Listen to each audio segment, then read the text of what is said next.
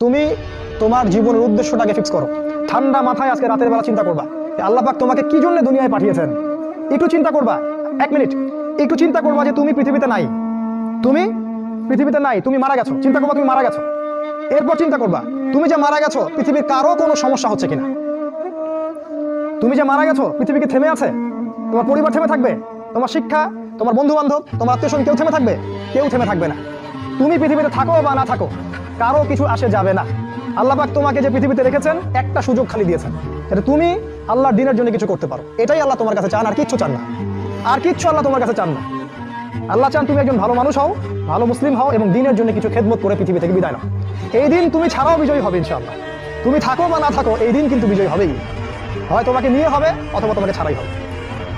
জীবনের উদ্দেশ্য ফিক্স করো। জীবনের উদ্দেশ্য একটাই, জান্নাত। জান্নাত পাওয়ার জন্য যা করা দরকার তাই করতে হবে।